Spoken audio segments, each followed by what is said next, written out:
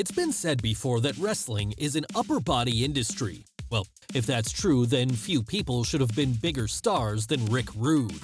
Yes, as the envy of men and the desire of women everywhere on account of his shredded physique in the 80s, Rude managed to stand out amongst the pack of his mostly gargantuan-sized peers. But that's not to say that he was nothing more than a set of glamour muscles as, when called upon, he could go in the ring too, leaving a Hall of Fame career behind in his wake that's still talked about to this day.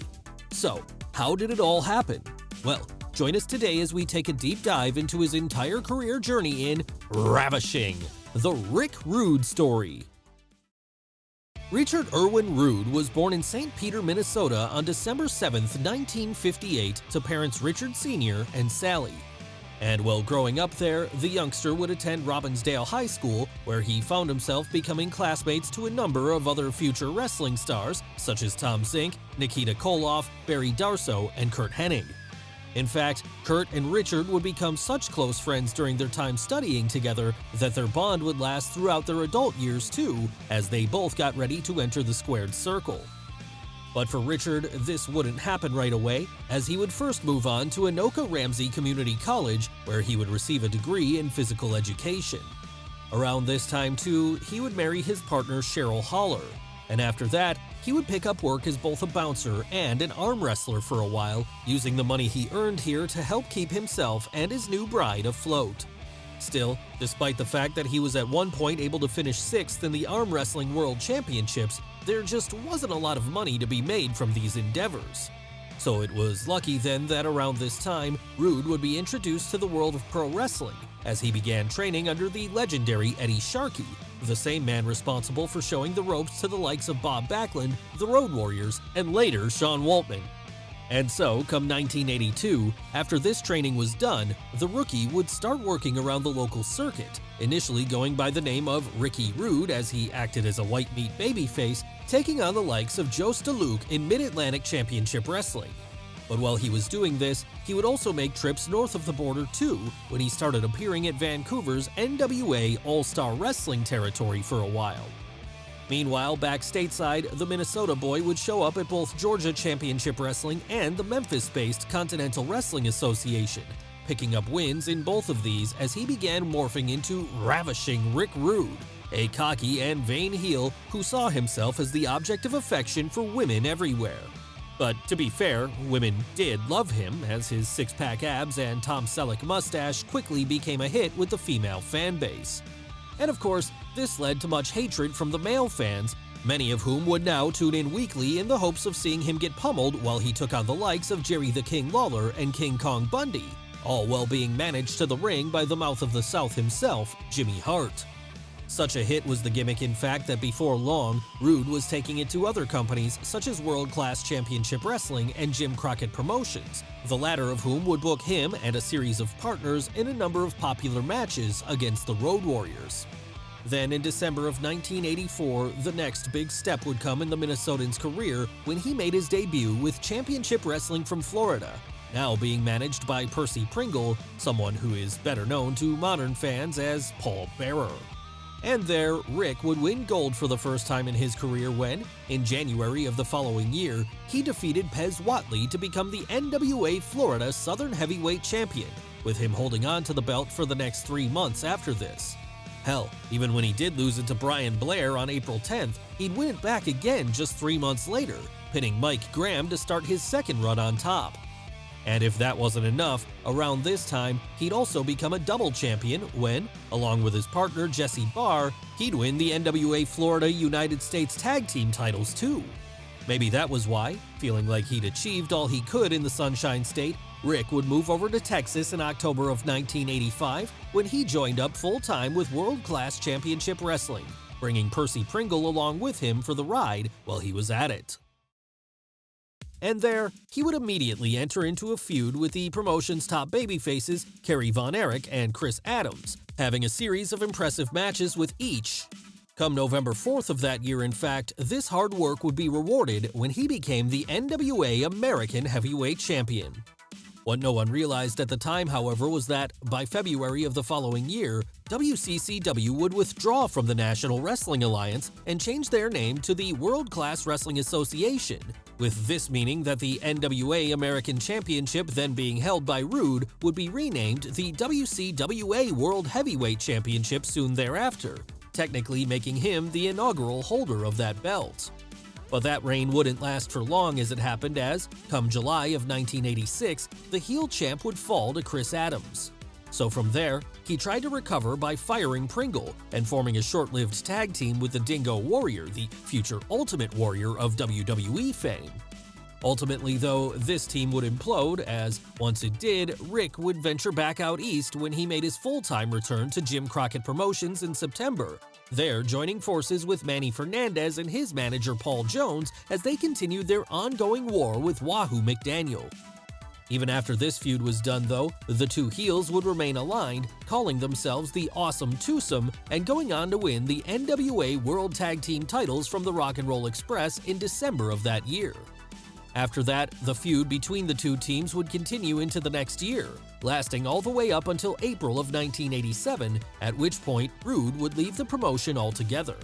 And the reason for this was that he was one of the many top territory stars who had been poached away by Vince McMahon then as, with his worldwide expansion of pro wrestling reaching its peak, he was able to offer both big money contracts and the promise of international TV exposure, something which other more regional companies just couldn't compete with at the time.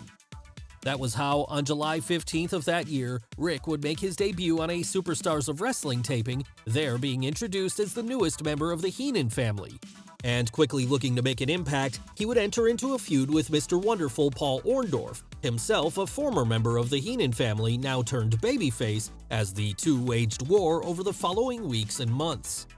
And as if facing off against one of the company's most popular babyfaces wasn't enough to draw major heat, Rude would go one better when he began regularly berating fans prior to his matches, referring to the men as fat, out-of-shape sweat hogs, and demanding that the women watch as he showed them what a real man looks like. But despite this Lothario persona, behind the scenes, Rick was a devoted family man, something which has since been confirmed by Bret Hitman Hart, who would state in a later interview that the Minnesotan, who by then had married his second wife Michelle, the very woman he would later have 3 children with, refused to even take off his wedding ring prior to matches, instead choosing to tape it up. On screen, though, it was a different situation as, with a quick disrobing and a simple hip swivel, he was able to get the crowd in the palm of his hand, either fantasizing over him or baying for his blood as they waited desperately to see if his next opponent could knock him out. Luckily then, they would soon get the opportunity to witness this when, impressed with his latest signing, McMahon would put Rude into a house show program with Hulk Hogan, one which saw the two go around the live event circuit and, more often than not, tear the house down. Yes, just as his vain antics had made him an effective heel in the territories, now with an even bigger audience watching him, Rude was able to make an even greater impact. And with the feud with Hogan lasting into 1988, he also had the chance to make a hell of a lot of money while he was at it, more than he ever had in his entire career at this point. But of course, that couldn't last forever, and by the spring, the Hulkster would have moved on to his next opponent, Andre the Giant. So, looking for something new to sink his teeth into then, the Minnesota boy would start a very memorable feud with Jake the Snake Roberts, one that saw the two get personal with each other as, in an attempt to play mind games, the heel would come to the ring with personalized gear that saw Jake's wife Cheryl's face plastered all over them. And to make matters even worse, he would try to get involved with the Snake's wife one night while she was at ringside, with her eventual refusal of him only serving to anger the heel and cause him to threaten her, prompting her husband to come out and make the save. And in a satisfying moment for both the males and females in attendance then, Roberts would get a modicum of revenge when he ripped Rude's tights off him right in front of the live crowd, embarrassing him and giving the women in the crowd an eyeful in the process. So, in order to make sure this would never happen again, Rick would start wearing 2 sets of tights whenever he wrestled from there on in, with the underneath layer usually featuring another image of Cheryl Roberts in an attempt to further goad her husband. And this would work as at the inaugural SummerSlam show on August 29, 1988 in Madison Square Garden, while wrestling the Junkyard Dog that night, the dastardly heel would be jumped by Jake, this causing him to pick up the win by disqualification. But of course, even he knew this was a hollow victory, and that if he wanted to move on with his career in any way, he would eventually have to face off against his rival one-on-one. So, desperate to settle the score then, the two would meet at the November 24th Survivor Series where, while Roberts was teaming up with fellow babyfaces Jim Duggan, Ken Patera, Scott Casey, and Tito Santana to take on Rude's faction of Andre the Giant, Dino Bravo, Mr. Perfect, Harley Race, the face would hit his heated rival with a match-winning DDT at the close of the bout. Yes, it seemed that even getting to team with his old friend Curt Hennig hadn't been enough to get Rick the win that night, and so, forced to lick his wounds, he would move on to a program with a fast-rising star and former tag team partner, The Ultimate Warrior. As at the January 15, 1989 Royal Rumble, the two muscle men would face off in a super pose down. And that showdown would ultimately end with the heel laying out the Warrior with a steel bar, something which only served to heighten the beef between the two as, from there, they would begin battling it out over the babyface's Intercontinental title. But if fans thought this was just going to be another win for their hero in tassels, they were very wrong. As at April 2nd's WrestleMania 5, while the Mega Powers were busy exploding elsewhere on the card, Rude would pin the champ after 9 minutes and 36 seconds to take home his first title while with WWE. Following that, the two would continue the program across a series of rematches over the summer, with this eventually climaxing at August 28th's SummerSlam, where despite having Bobby Heenan by his side, the Ravishing champion was unable to beat the Warrior, dropping the belt back to him after 16 minutes. And while the babyface certainly earned the win that night, it would come with a little bit of additional help from Rowdy Roddy Piper who, taking umbrage with Rude's ways, decided to make it his mission to take him down a peg or two going forward.